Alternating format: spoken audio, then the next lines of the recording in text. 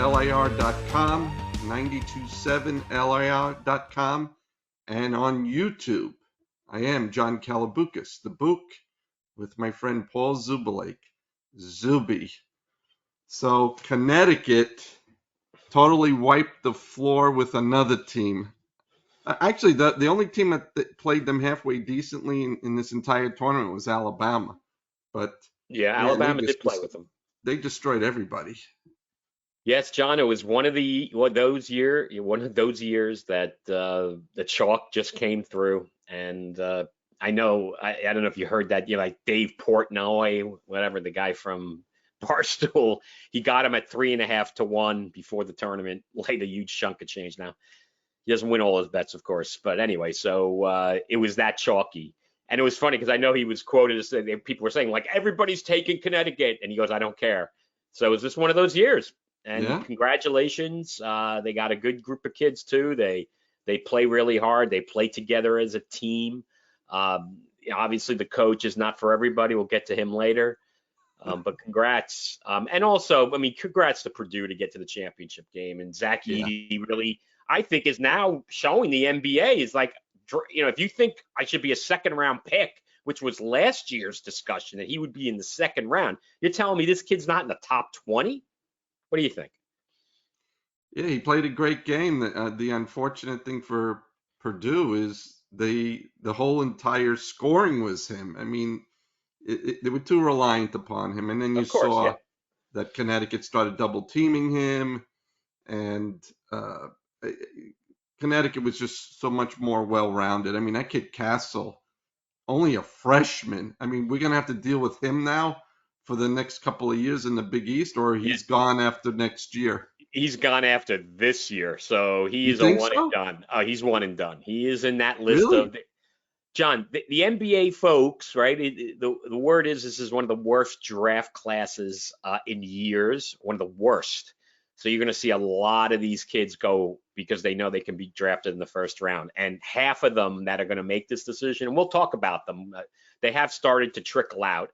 We'll talk about the guys that are going to do this, taking a big calculated risk, going out too early where they just get buried in the bench. They go to the G League and playing in front of like 500 people instead of playing in front of a college crowd and getting all the marketing Right, aspects of right. playing in the tournament. I just don't get these kids who won and done it, who aren't ready, who are going to end up in the G League. I just don't understand it. Yeah, but they're making money in the college now. I mean, That's what I'm some of them are saying. making millions. You would think that the kids would look at it differently, but it doesn't seem to be because if they know they're number one picks, John, they get that guaranteed money for 3 years. I think it's a 3-year deal guaranteed. Yeah, And they're true. definitely beating the rate that they're getting on the nil side, and they just feel, and then they can get to their second contract quicker, where they can make the real killing when they get these insanity contracts if they make it. The problem Yeah. is, I think like 8 out of 10 of them don't make it, and I'm talking about the one and doneers. That's what I'm talking about. The kids who play 1 year of college. Castle is definitely one of them. Wow, I can't believe. And yeah, Edie showed a lot to me. He's not just a huge person. He actually showed some skill. And And he doesn't come out. I hadn't seen that in other games from him. I mean, he's hot and cold in the games I've seen him, but he played very well last night. It's just like I said, it was just him. Well, the big thing is with him, he doesn't come off the court. I mean, that's pretty impressive. Yeah, He that's did have true to too. come Yeah, off. They got him to get off because Klingon is another guy who's he's going to be a top 5 pick too, the Connecticut kid, which I expect him to leave as well this year. It makes sense for him. You're going to get taken in the top 5. That's one thing. So not that I'm the NBA scout. We'll be talking to NBA next week, right, John? yeah, oh yeah. NBA playoff preview with With our Mr. buddy. Gamal Smith. Gamal Smith making his YouTube debut, and I hope everybody will tune in. I know Gamal's family will be tuning in, no doubt, and his friends. So we're looking forward to speaking to him. He made some actually good preseason calls. Let's see how good his memory is, John, that he remembers who he picked. I do remember a couple, so he did Yeah. well. Happy to have him back. But in general, youtube.com for the Bouk and Zoobie show. Please, you may have to search our show, Bouk and Zoobie. You'll see the names on the screen. And we hope you're enjoying the content. Please subscribe, like episodes, comment if you'd like. We really appreciate everybody watching. We're building a little bit of an audience, and it's a word of mouth cast. And hopefully you did join the content. Yeah, did you with the NCAA, did you see the ratings? Actually, the women's final beat the men's final in viewership. The women's final had Yes. 18.7 million. The men's final had 14.8 million. So they beat it by almost 4 million viewers. That's pretty impressive. Right, on a percentage basis, that's a huge number. So good for the girls. They're we talked about it, John. We talked about it last week. Yeah. So it's a good brand of basketball. I unfortunately, due to being pretty busy these days, missed the game. I mean, I Oh, you hate did? that Sunday afternoon, John. It was just impossible.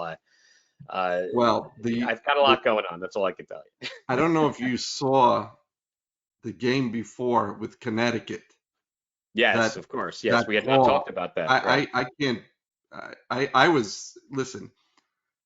We always talk about it, about the referees and everyone else basically deciding the game rather than letting the players decide the game. That to me was a really ticky-tacky call when the game's on the line. Let them decide. It wasn't a flagrant. Um, So, okay, let me get. I'm going to take the other side of this a little bit. Now, I okay. do agree. I hate seeing that happen, and I hated to see that happen. I was not happy, but she did get that elbow out, John. She had the chicken wing out. If she, even though she was moving and she kept it straight and her arms in, she put that elbow out. She's big. She's a big girl. The girl who collided with her from Iowa is not, and she sold it well. Oh, So, really well.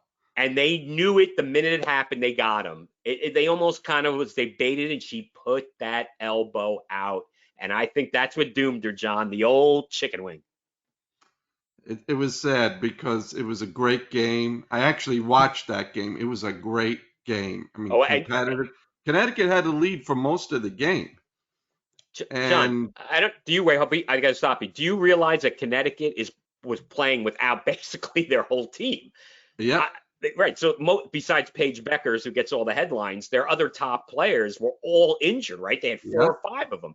So yep. the fact that they did so well is really tremendous. And it is, again, the coaching. Gino, you love him or hate him, he's tremendous coach, and he took Caitlin Clark out of the game Yep. because he had a player who could play defense for 40 minutes, and she stuck to her, and they gave her that her first call was that was such a phantom call when she got her first foul, and that was their only hope to get her in foul trouble. But she played smart, because I think, they only went like 6 deep, right? Maybe Yeah. seven. So Yeah. they were the Iron Five, and they really deserved the chance. But South Carolina was the cream of the crop all year, and an undefeated season. And congrats, John. So women's hoop is going to lose this Uncle Mo, unfortunately, because all these personalities are leaving. Caitlin Clark, Angel Reese is gone. Those two obviously have the big names. Beckers, I think, is actually coming back because she's had so many injuries. So, and there'll be some other players. Don't get me wrong. There's other top players coming up, but the Caitlin Clark phenomenon with Angel Reese, that whole dynamic is leaving, and it'll go to unfortunately, most likely to a thud to the WNBA. Yeah. Well, and when I saw that call, again, you start thinking in the back of your head. I said, okay, the networks want Caitlin Clark in that final. That's the first thing I thought of is, boy, that was the perfect setup for them to just say, listen, anything close to call it. And I don't know. they You're got like, the ratings. Listen, they got big ratings.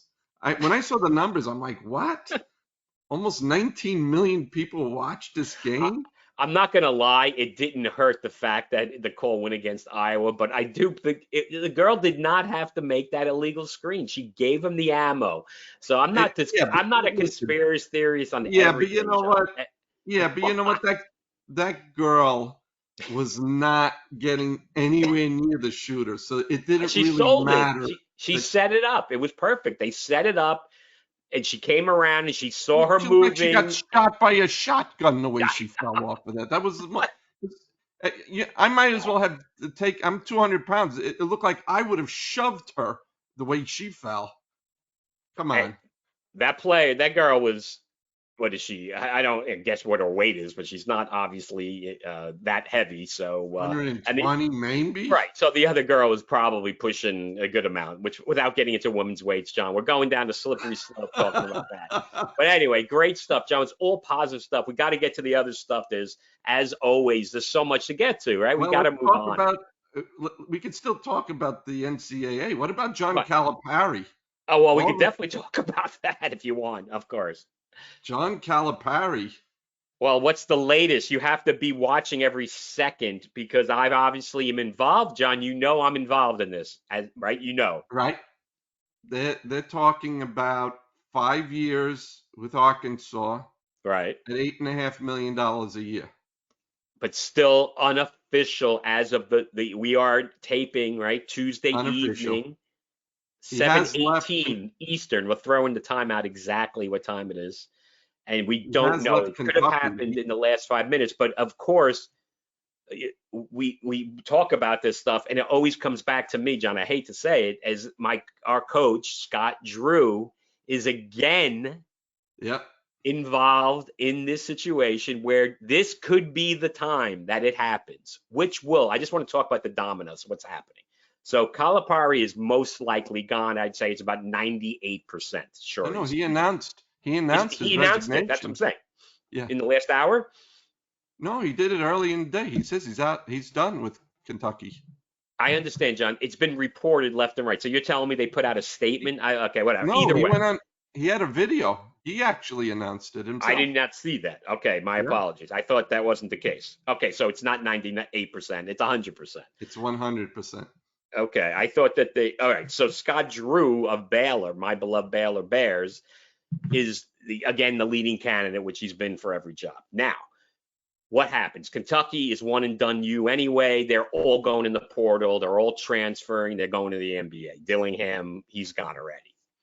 Shepard's going to be going, another freshman, and the other kid Shepard, or not Shepard, Edwards, another kid on Kentucky, already is going to the NBA.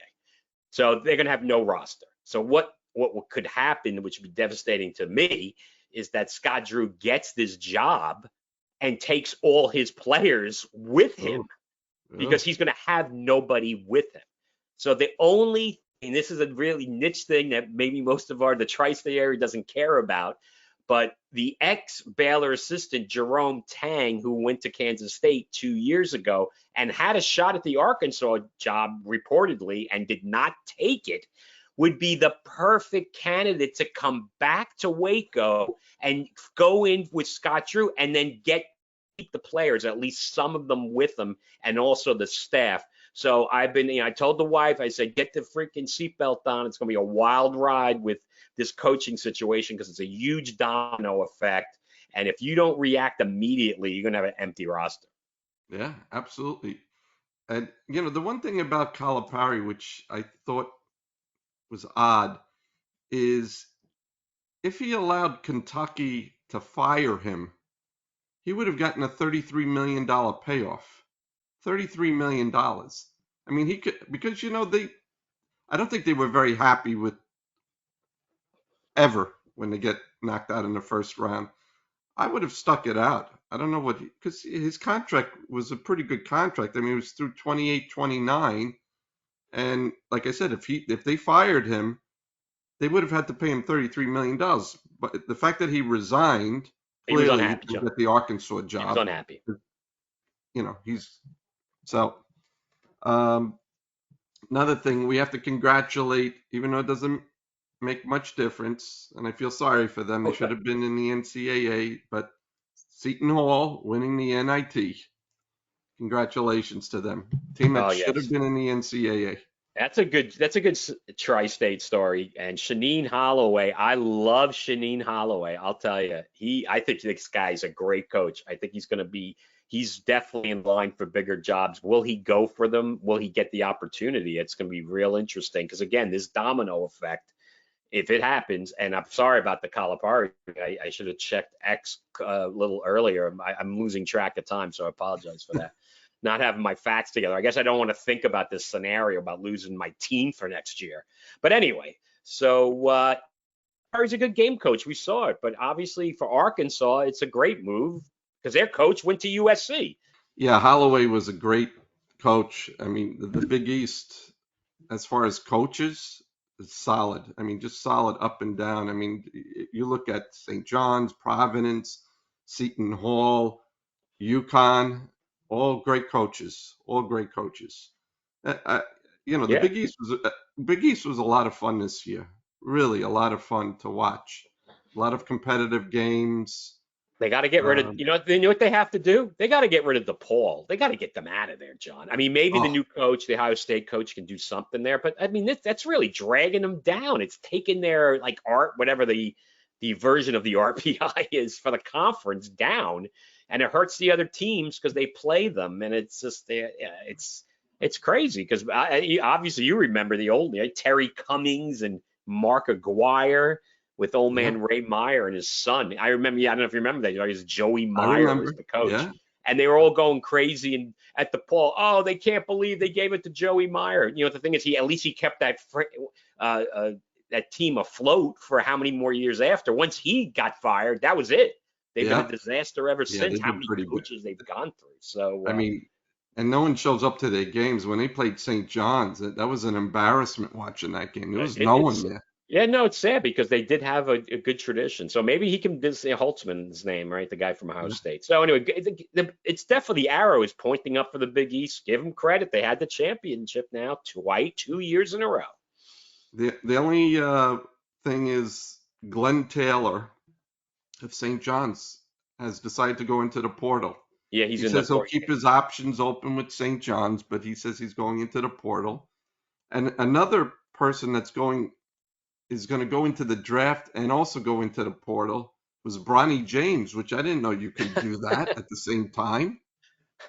I think LeBron's got a deal with the Lakers owners that they're going to draft him in the second round, John. I'm telling you, he's going to the NBA. Bronny's going to be on the Lakers. He's going to be the 15th man.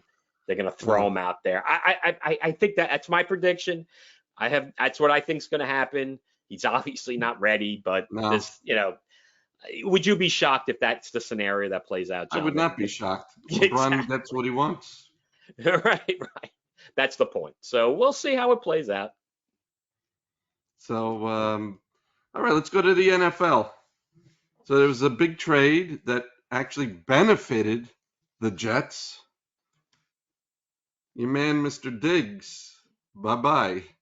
Yeah, so it's another one of these stories we just missed talking about on our last show, right? So I just want to mention also, don't forget about Spotify.com and the world famous LIR.com. My God, I forgot our other partners and platforms to listen to our show. So sorry about that, guys.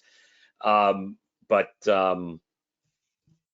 so yeah, no, there was we didn't get to talk about this. This is obviously not even remotely shocked. Diggs has been talking this for the last couple of years. As the old saying goes, John, he shot himself out of Buffalo. And the funny thing is in order to get his contract guaranteed for 22.5 million, he had to give up the rest of his 3 years that was on that contract. But So, they're not guaranteed, so it's giving up right, nothing, right? So yeah, he knows he could get cut. John, they know it's a business. His people know what they're doing. He wanted out. He got out. He's a Maryland Terrapin, John. I don't know if you know that. And oh, I didn't know that. No, he was a fifth round pick. He played.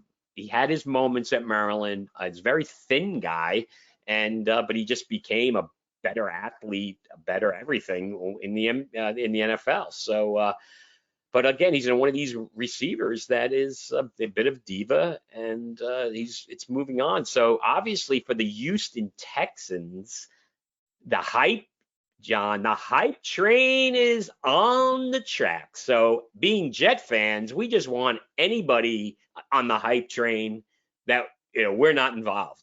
But there was one funny thing. I don't really have anything on the Jets. We'll definitely talk Jets on our draft show because that's going to be a Sure. ton of fun. There was one item that I just saw today. I don't know if you saw it. Woody Johnson was quoted as saying that he was talking to receivers. I don't know if they were NFL veterans or potential free agents or potential draft picks.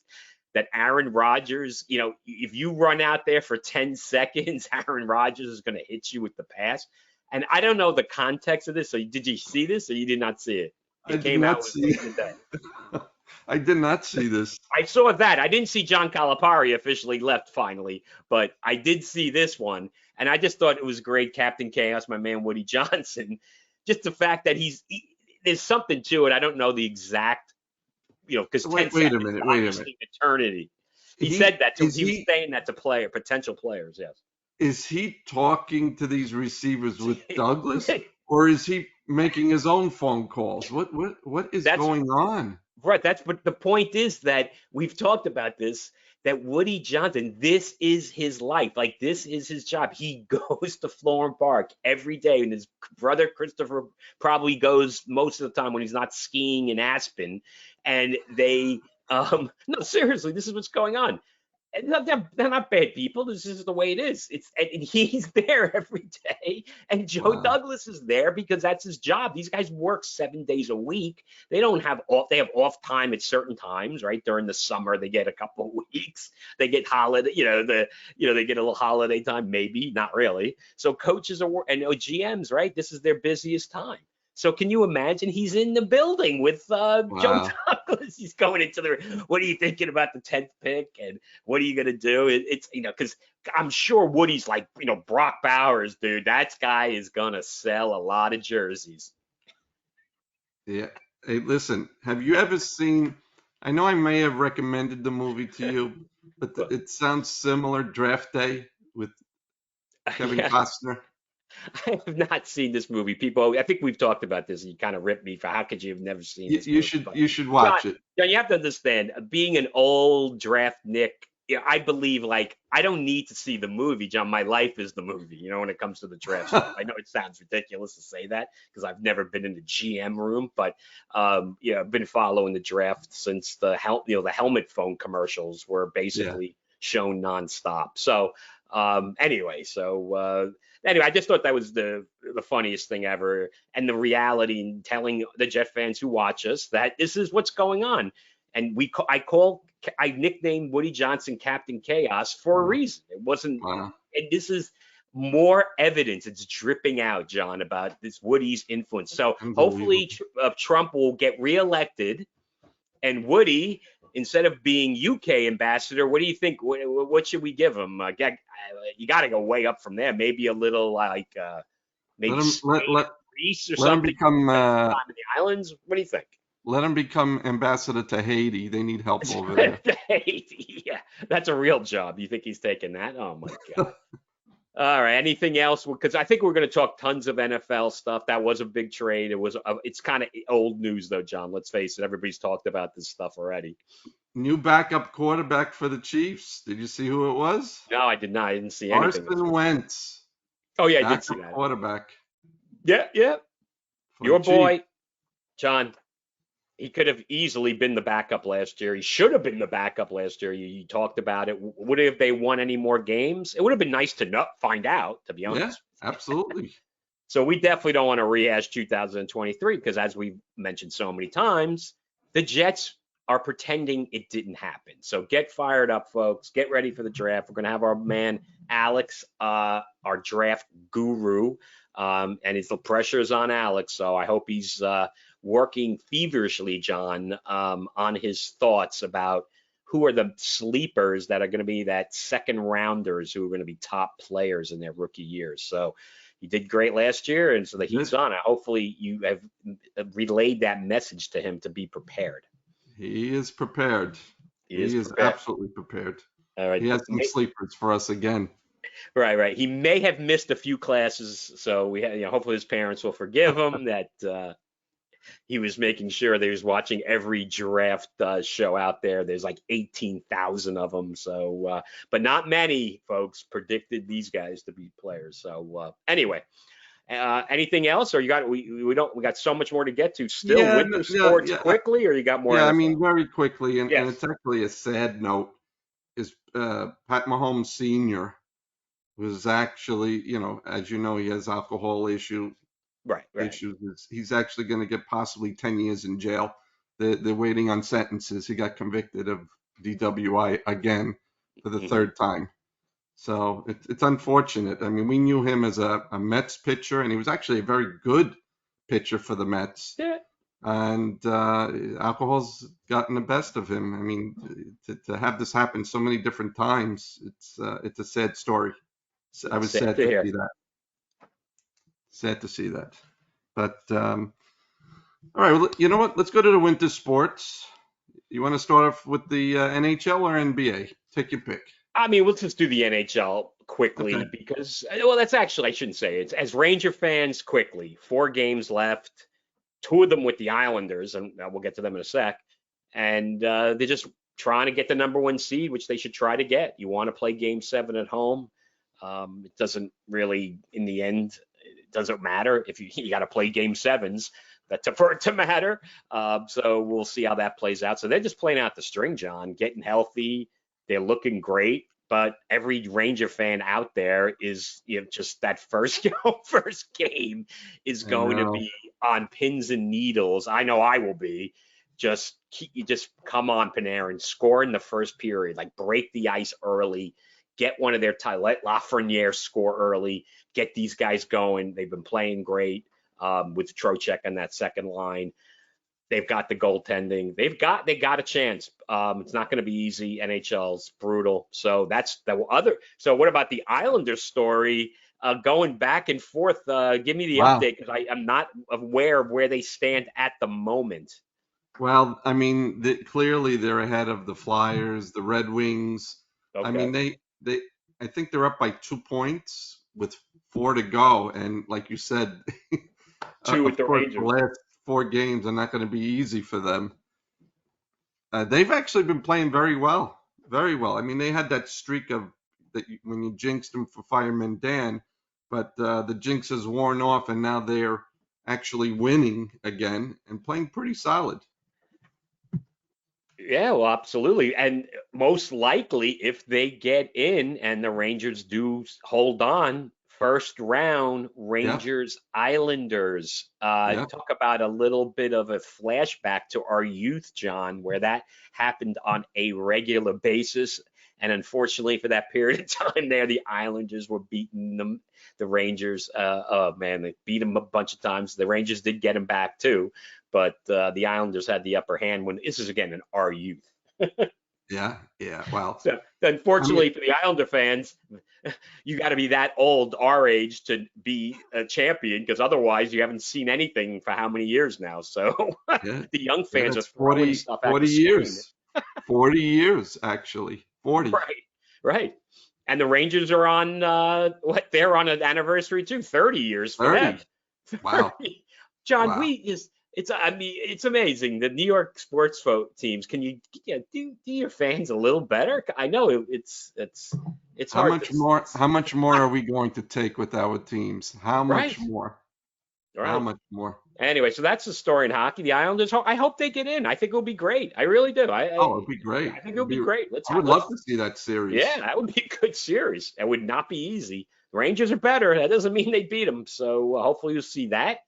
And then I guess with the Knicks, John, it's just talk about the same old story now, Oh and man, it's just just they play a great game, and then they drop one bad, right? And then I mean Brunson's unbelievable carrying them. What's your latest thoughts on the Knickerbockers? they again, they're a rough and tough team. The the way I don't know if you saw the Bucks game at all. The No, Knicks just totally out hustled and actually bullied. I could use the word bullied the Bucks. right, Where by the time the game was over, the Bucks were just like beaten and battered, and they in the first half, I mean, they played the Knicks really, really tough, and then I thought the Knicks were going to get blown out, to be honest, by the half. But Anunoby, I told you how important he is. He played magnificent defense against Yanni. Mhm. Really, he absolutely stopped him. Stopped him. He's very long. That's what we need. It's Yep. so important. And He's Hart, physical. yeah, and I mean he still can't shoot for some reason. His elbow still looks like it's not loose. He's just short arming everything. But listen, we really don't need him to score. I want him to play defense and rebound. I mean, he was there tipping the ball. Same thing with if you have him and Hart on the court, no one's getting the ball except those two guys. You're not getting a rebound from them. You're not. They're going to steal the ball from you. Hartenstein again. They really need to sign this guy. They really need to sign him. He is such a great passer. He's actually developed a nice little hook shot. Nice little hook shot. But listen, we're gonna have to play without Randall. I still think that we could beat everyone. It's going to be a little bit more difficult now. I mean, I know I made the prediction about the Celtics. It's going to be more difficult. I was 100% sure they were going to beat them. Now my percentage has gone down because we don't have Randall. So, Well, but I still think we're going to beat them. let's get there first. Let's get to that matchup because there's a lot of different things that have to Oh, there's happen. plenty of things going on. Sure. And John, quickly, I have to address this because we're talking about the Rangers Islanders. It is so close Yeah. that the Islanders actually could finish even in technically in third in the division and play the Hurricanes because they're ahead of the Penguins by 1 point. Oh, wow. They're Two ahead ahead of of the the Penguins Capitals now. and the Flyers. It's that tight. So the Wow. next time we talk to everybody, this is all going to be decided. But I just wanted to the Ranger Islander matchup is no guarantee the way it looks like right now. So actually, if it ended today, they'd play the Hurricanes. Wow. So I didn't realize they were ahead of the Penguins. so maybe the Wow. Islanders could do the Rangers a favor and take out the Hurricanes. That would be nice. Wow. Anyway, so it's a log jam in there. And sorry to interrupt the basketball talk, No. It's but they're in the same spot. Are they it's the still same thing third? as a log jam. I mean, the Knicks are right now a game All right. out of second. If they're only a game behind the Bucks. Same thing. And the Orlando Magic, you know what? God bless them. I thought they were going to drop like I didn't think they were going to drop out of the playoff race, but I just thought they were going to completely. They're tied with the Knicks for third, and they actually have the tiebreaker over them. So they're both a game behind Milwaukee right now for second. So that would be great for the Knicks to be in second position. Be great. I mean, they could be as low as fourth, maybe even fifth. I mean, it's just such a log jam. Same thing How in the many? West. So how The many more West games do they have? Because hockey's got 4 left, but they have more. The NBA has more. How many games left roughly? 8, something like The that. Knicks have 4 left That's now. only down to 4 too. Okay, they're Yeah, the both Knicks down to 4. actually play the Bulls again in Chicago. I mean, look at the scheduling here. So they went into Chicago. They played them. It was the next day after they played. I think it was Sacramento in the Garden, and the guys look exhausted. They lost to the Bulls. Then they stayed in Chicago to go play Milwaukee. Now they're going back to Chicago to play them again. Then they have to go to Boston. Then they come. Then they go to the Nets, and then they have Chicago for their last game of the year. So they play Chicago 3 games in the final 5. Uh, It's crazy John, scheduling. I don't know how they you thought know, up this scheduling. no, the Algos figure out the schedule now. It's all computerized. They spit something out, and because it's very difficult, right? Because you have to, where the game is being played, right? They have to have these schedules like blocked out dates, right? So they try to probably similar scheduling every year, but they scramble the teams up, and nobody looks at the output and looks at the end of the year for why are the Bulls and the Knicks playing 3 out of the last 6? Why? Change it. Something's wrong. It's pretty simple. The same thing with the hockey. They went back to the balanced schedule, so they only play the Islanders 4 times, the Ranger Islanders 4 times. 2 of them in the last week, and for one of the teams, it's not meaningless games, but it's a little, it's a little different. You would have been nice to have one of those earlier. So it would be nice if there was some eyeballs on this stuff to avoid this kind of stupidity in the schedule. Yeah. But what are you gonna do, John? Couple of other things. The NBA has the results for the Hall of Fame, and of course, some names that you definitely know. Vince Carter ended up getting in, well deserving.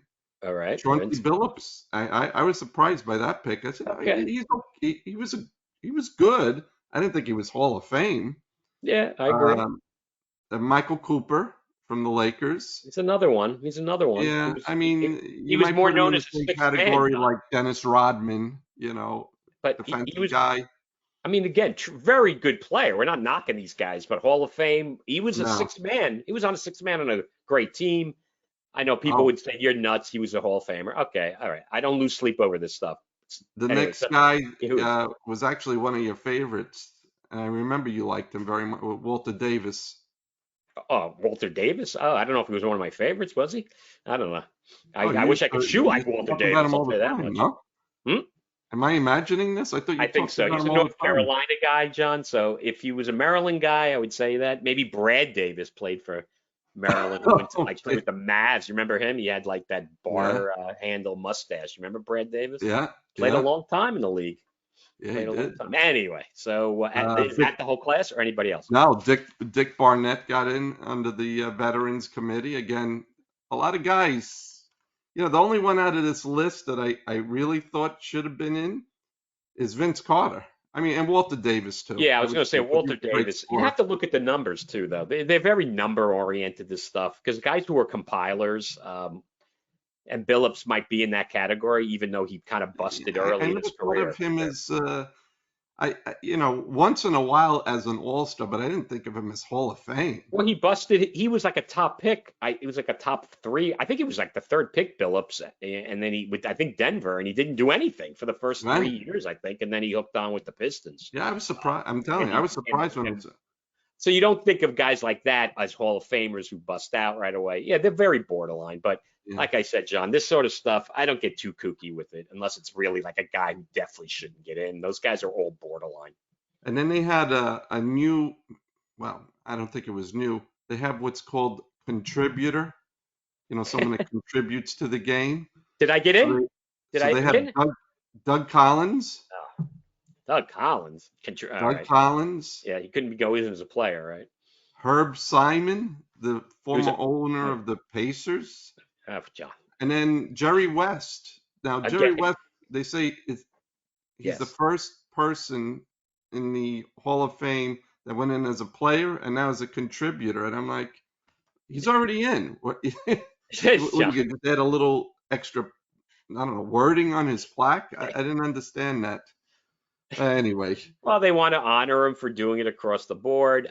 Does he have to go through the ceremony again? And I I mean, don't know, John. This he was a stuff to great me, GM. I mean, yeah, if of you look course, at the deals that he made, especially the Kobe Bryant deal, the oh yeah, steal of all steals, of course. where he He gave was up Vlade Divac for him.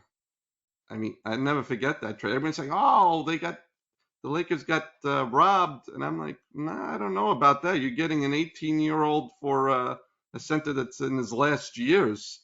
He absolutely stole Kobe Bryant, stole him." One other thing, or two other things. The coach for the Hornets, Clifford, finally resigned, but it's pretty funny. The Hornets played so terribly under him, and actually they moved him up to the front office. He did such a horrible job, but yeah, we're gonna promote him. I mean, the Hornets are such a mess as an organization. I don't know how Michael Jordan still is stealing from people. I mean, $3 billion for this team in disarray, total disarray. And then Malachi Flynn had 50 points in a game. I'm going to quiz you right now. Oh my God. Who has the most amount of points off the bench in one game? So in the history of the NBA, Yes, who had the most points in coming one off the game. bench In in one game. one game? And what do you mean, the amount of points or Yes, the player? and There's no the way. player and the points. It's only one more. Listen, it's only one more point than what Malachi Flynn got. So it was 51. All right. So, and 51. who it was? Oh my God. So you would think that it was, it could be, so it could be somebody like I'm going to go Pete Maravich, and he played off the bench once and got 51 points. I have no idea. What's the answer? Former Nick. I knew it was Here's a Nick another clue. connection. Another clue. Former Nick. Oh, the Knicks have only been around 60 years. Oh my Jamal God. Crawford. Jamal Who? Crawford. Oh, Jamal Crawford. Okay. 51 off I the do bench. kind of remember that, and maybe one of the younger fans who watches us, John, would have remembered that. So, yeah, folks, and in the Bouk and Zoobie show, we don't do a lot of preparation here, and you could tell that's an example of it, where John throws me this question. I have no idea what the answer is, but Jamal Crawford, I do remember that. It's not, what is that, 10 years ago, maybe 8, something like that. Yeah, and it was not with the Knicks. It was with the Clippers.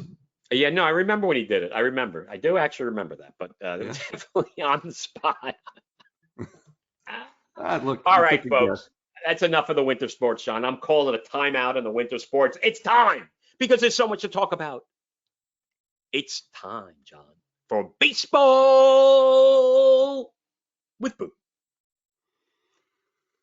Thanks, Paul. Of course, I'm going to start off with the New York Mets this week. But before I start talking about the actual games, I want to send condolences to 2 players' families. The first one was Jerry Grody, passed away. For those of you who don't know who Jerry Grody was, he's a great catcher, great defensive catcher, Yes, defensive where catcher. Johnny Bench actually made the quote that if he were on the same team as Jerry Grody, he would be playing third base and Jerry Grody would be the catcher. That's how good of a defensive catcher he was. Not much of a hitter, but he was great handling, Seaver, Kuzman, Matlack. I mean, top pitchers of the day. So, and he unfortunately passed away at 81 years old. The other player was Pat Zachary, died at 71 years old. I did not hear that one about Pat Zachary. Okay. Yeah, Pat Zachary. And for those of you who don't know who Pat Zachary is, he was part of a trade for Tom Seaver. It was Pat Zachary, Doug Flynn, Steve Henderson, and the infamous Dan Norman that, his claim to fame was, I don't know. Being part of that trade. Yeah, whatever. And I have a quick story about Pat Zachary. So for those of you who don't know what it was like to be a Met fan in the late 70s, you could actually go into Shea Stadium and buy an upper deck seat. The escalators would actually be blocked off the entire upper deck and actually the mezzanine section as well. And you used to be able to give ushers a couple of dollars and you could sit in box seats back then. So when there were 10,000 people at a game, that was actually a lot for the late 70s teams. They were pretty pathetic. But one of the bright spots was Pat Zachary. People don't remember that Pat Zachary, before he came to the Mets, was a co-rookie of the year in 1977. That was him and Butch Metzger, who was a relief pitcher. Okay. He actually made the All-Star team for the Mets in 1978. Now, Paul, let's see if you remember this now. Oh, here we go again. What happened with Pat Zachary? He was pitching great during that year. He made the All-Star team, and something happened that caused him to sit out the rest of the year.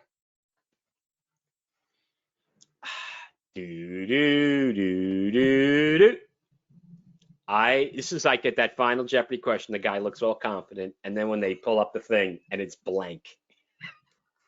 Sorry, Well, Alex. I want to say he was like bitten by an animal. I don't know why I want to say that.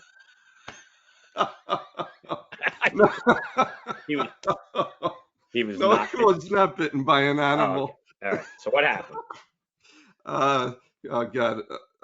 No, he was He was coming off the field. If you remember, in 1978, Oh, Pete when he Rose kicked the was going ground? after. He Oh, was wait. going after the consecutive game. Wait, hold on. Can I interrupt? Did he Yes. kick the ground hard and break his foot? Is that what he There did? you go. All right, you See, it remembered. takes a while for the brain to work, John. He Okay. was so angry at giving up a hit to Pete Rose, who was actually a personal friend of his, that he went to kick a helmet. He Yeah. missed it completely, hit the ground, and he broke his foot. And he was out for the rest of the year.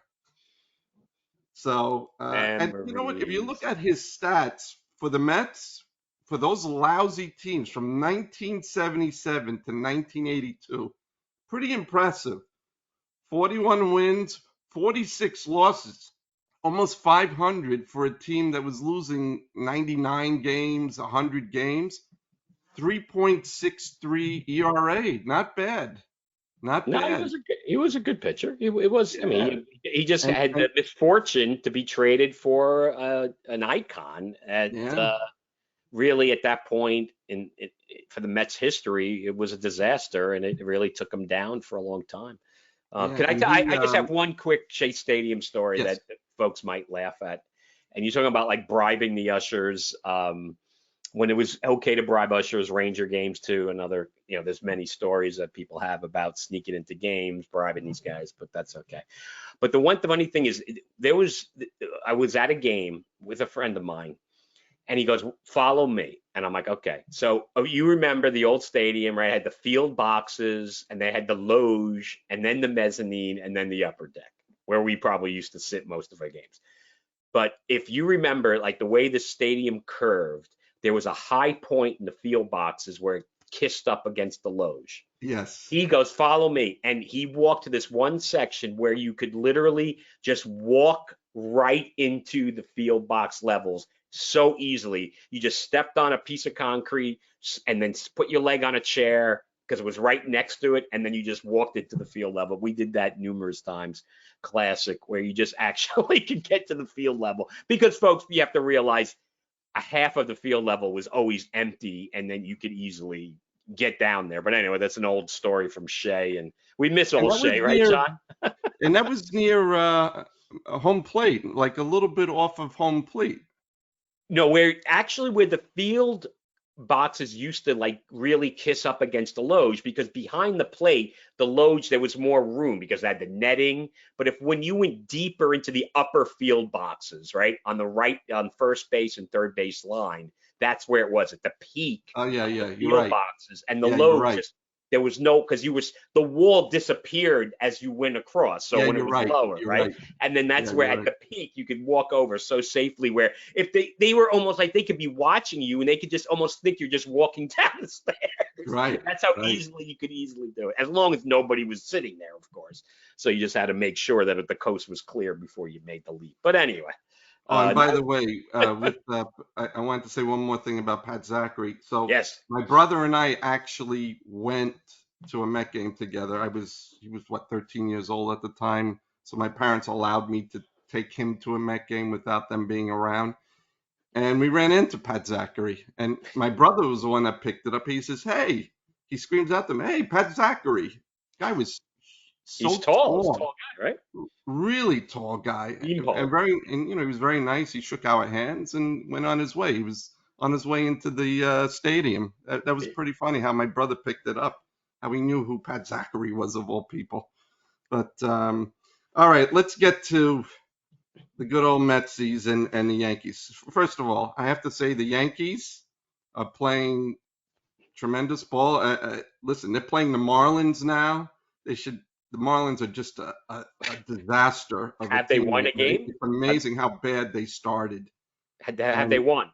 Are they still winless, or did they they finally won. win? They have one game. They won one game. They won a game. Good for them. Yeah, against the Cardinals. They're 1-10. All right, John. So we got to put it right on the line right now. We got 91.5. We both took the under. Is it time for the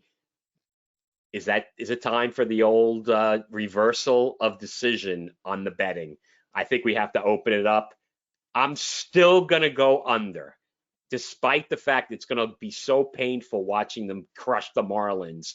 I still don't trust. I'm waiting for the Stanton injury, and or a Judge injury to start the tumbling. So I'm sticking with it for another week.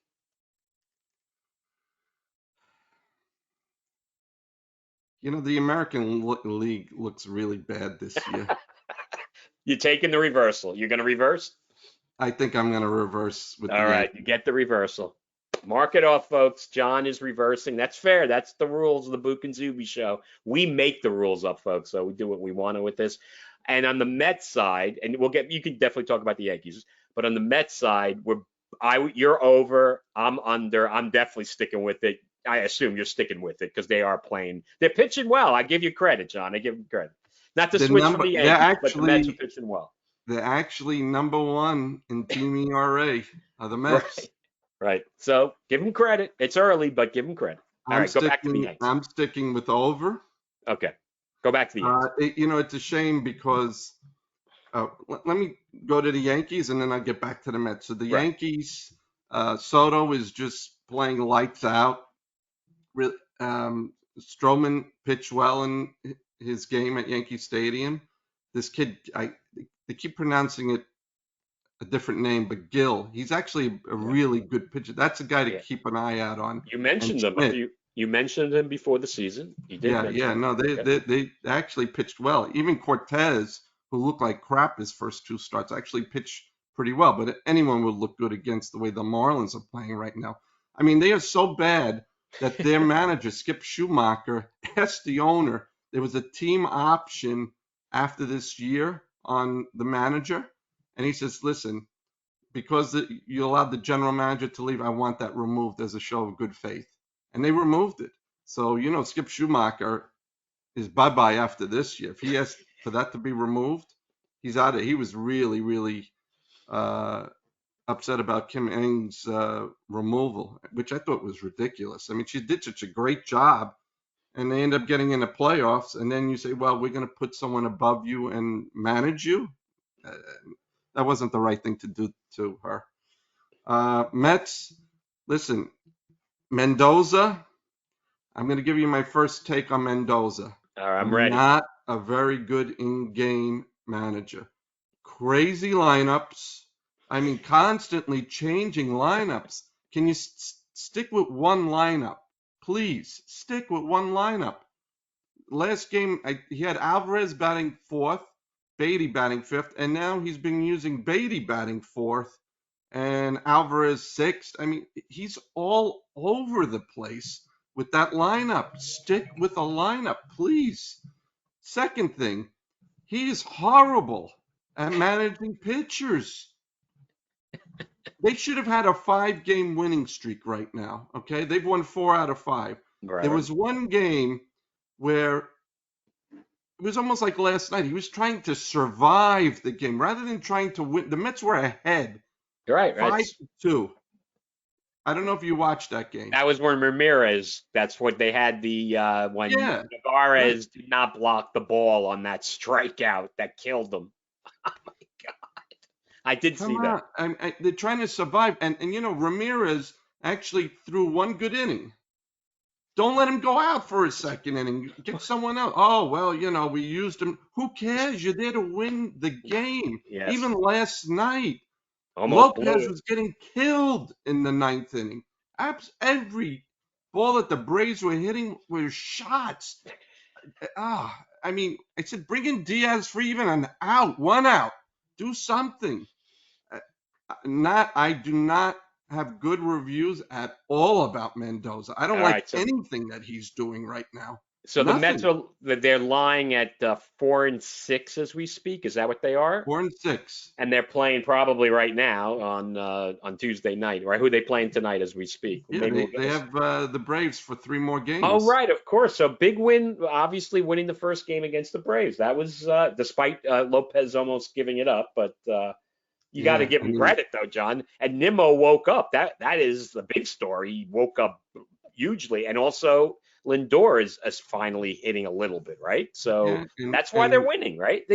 We talked about their weak outfield, and if Lindor didn't hit, we knew they were in big trouble. And so he's got to have a huge year from the beginning. I know the pressure's on him, and I mean, and this, I guess, what it's talk. Are people booing already? Are Met fans booing the Mets in the first opening weekend? I mean, come on, man. I'll That's tell you ridiculous. one player that If they're I, not I trying, you can boo them. If they're not yeah, trying, they're that's trying. They're different. trying. One Right. one player that I mentioned very early in the off season, this guy Tyrone Taylor, he's a find. You think He so? Okay, you he like them. he's a Okay. solid outfielder. Listen, his average is not the greatest, but he makes contact. He should be out there every day. Okay. If Harrison Bader is going to hit the way he's been hitting, he looks really weak hitting. I mean, he's still great defensively, Right. but man, Bader is like almost an automatic out right now. All right. So if you had to make the lineup, and I'll say against a right-handed pitcher, what would your lineup be? I would have Nimmo, Nemo? Marte, Lindor. Like I said, it's either Martinez or Alonso in the fourth spot. I would Right. flip flop him between fourth and fifth. Alvarez, Beatty, McNeil, and who am I missing now? Taylor, I think you're missing And Jonathan Taylor. Bader, whoever's Oh, in the ninth or spot. Taylor. You're saying Bader Taylor. or Taylor. That's your lineup. But you might want to go for defense with that, because that could help you. Yeah. Actually, we should mention, John. I don't know if you caught it. It's JD Martinez is out another 3 to 5 days. You did, so we should definitely mention Yeah, yeah. And they're saying, oh yeah, it's normal aches and pains. What was he doing all off season? What do you mean normal? Hasn't he been swinging in a bat all off season? that. What do You you would mean think he was staying in baseball shape to sign this big contract. This is a guy who turned down $15 million a year, and he wasn't even in shape. I mean, how did he turn that deal down if he's not even in shape? John, that's a bad sign. I hate to say bad? it, but Yeah, I don't like. And they're saying, oh yeah, and he's getting his swing back. I was like, really? I said, and how he's long has not he been in the actually doing league? well against Class A players right now. He's playing against and he's going 0 for 4, 0 for 5. I'm like, ooh, Really? I this is haven't not seen. looking good. I have not seen his numbers. It's that bad. It's that He bad. hasn't been hitting at all. And that's when this mysterious I don't know, aches and pains came up when Uh, after a particularly bad game against a minor league team. oh yeah. If that's yeah, you're right. Yeah, I've not been following the saga of JD Martinez. I saw that before we started taping. Now a couple of things. The Mets have been a revolving door with their pitchers. So this guy Tonkin, who just pitched really bad. I mean, he looked great in spring training. He looked awful in the games. They put him out the pasture. They How ended up trading him to the Twins. they got Ramirez, something for him? They got something for him. yeah, I don't know. They probably got like an iPad or something. Who knows for him? Round trip ticket. Okay. Ramirez DFA'd after praising him for trying to hit Hoskins. He's gone. Then they bring in Julio Tehran, Yeah. who pitched awful last night. Yeah. They just released him. And he did not have a guarantee. Everyone's saying, oh, the Mets have to pay him $2.5 million now. No. They were smart enough to say they could prorate it. So they owed him $55,000 for that 2 innings. two and Not a half bad. innings that he had. Get bounced So they around. released him. Then you had your man Phil Bickford that was picked up by the Yankees. He actually was picked up by the Yankees in a minor league deal. So, I mean, the Mets have been a revolving door here. But a couple of bright spots. Mania has pitched well. Yes, Hauser actually pitched really well. Budo pitched well. he did. Yes. Severino pitched a great game. He woke up fine. It's almost like when I was watching that game, he got really angry with himself. And he just started saying, you know what? Here's my fastball. I'm going to throw it the rest of the game, 98 miles an hour. And guess what? He pitched a great game. He really, Right, but he he only really, pitched 5 innings, so he's but, got that's a problem. but, So, but no, but it's that's good to see okay. him throw Listen, the bat. It was 99 pitches. I checked the pitch count. I'm like, all right, at least he threw 99 because right. 5 innings is not going to cut it. No. He needs But all these guys have to throw 7 innings. I'm sorry, this is absurd. They have these Tyler, overworked bullpens. They stink. I can't take it, John. Yeah, and you have all these arm injuries now. Again, we've spoken about this. Tyler McGill out, shoulder. We have Yuri Perez, Tommy John surgery. Shane Bieber, it was going to be his free agent year, out, Tommy John surgery, and maybe half of 2025. So all these guys that could have gotten massive contracts out. Uh, Alcantara, we know, has Tommy John surgery. Strider from the Braves Yeah, that was a big may one. be out for the year. Yeah. Elbow. I mean, one after Jonathan Luziga from the Yankees out. All these arm injuries left and right. I mean, really. And they asked Hmm. actually Justin Verlander. It was pretty interesting what he said. They said, "What do you think is causing all these arm injuries?" And he said that he believes it started in 2016. And I'm saying to myself, okay, why is he focusing on? He says that's when the ball, he believes, started flying out of the stadiums, all these home runs. And so all these guys had to learn how to pitch harder, throw the ball harder. And he Hmm. thinks that because of the increased velocity, that these guys are all throwing 99, 100 miles an hour, Yeah, that's true. that the body can't handle it. And they're trying to throw the pitch clock. That's baloney. Yeah, I That's an agree. excuse. You're going to use a pitch clock now as an excuse for arm injuries. That's only been So, around. This is the second year for the pitch clock. Come on. right, right. And, one last thing. Well, yes, sir. Uh, you talk about arm injuries. Steven Strasburg, Yeah, he retired, right? officially retired. Officially retired. And, I feel sorry for the Nationals because when they won the World Series, They they gave him that signed him big to deal. that Yeah. massive deal. And it's a guaranteed deal. And he hasn't even thrown the equivalent of even a quarter of a season over almost 7 years. So, uh, Strasburg is one of those players that came on the scene. He was a great pitcher, always had arm injuries. I'm sorry to see him go because I don't know if did you ever watch his opening the first time he ever pitched? It was like a big media Yeah, I thing, remember. Yeah, yes. Yeah, of course. and Yeah, he he was actually ended up well. striking out 14 hitters in his first game as a major leaguer. Yeah, I remember all Syndergaard the did the hype. same sort of stuff, right? He had that not to the level of Strasburg, of course, because Right. Strasburger had a couple of great seasons at Syndergaard. But I'm just talking about coming on the scene, throwing smoke, and Yep. yeah, that makes sense. I think the hard throwing. I don't honestly not keeping track of how many guys now are in the high 90s compared to 5 years ago. So, but Yep. it makes sense. Big problem. It's just not fun watching bullpen after bullpen pitcher, and I just find it just drives me crazy. Like I said earlier, just let these guys pitch longer, and they're Well, going to have to take a couple of miles off the fastball to preserve their arms.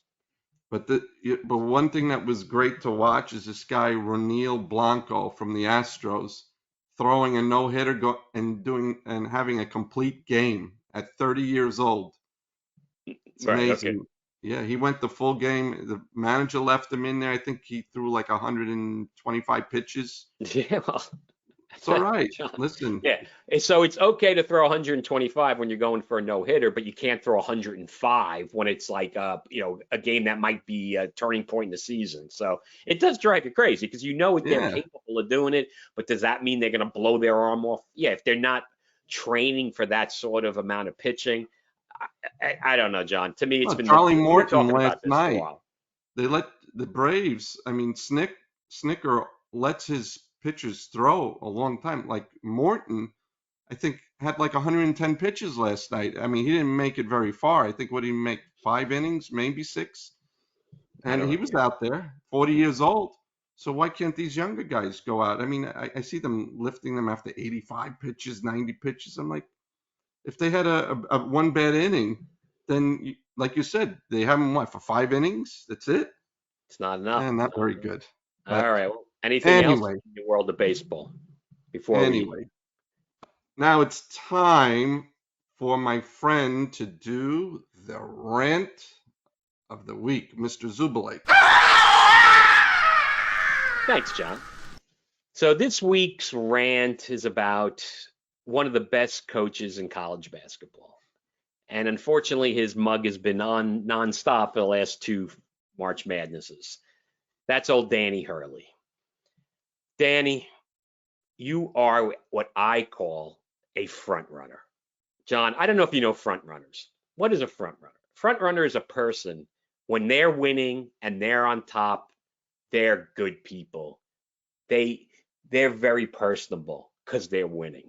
That's what Danny Hurley is.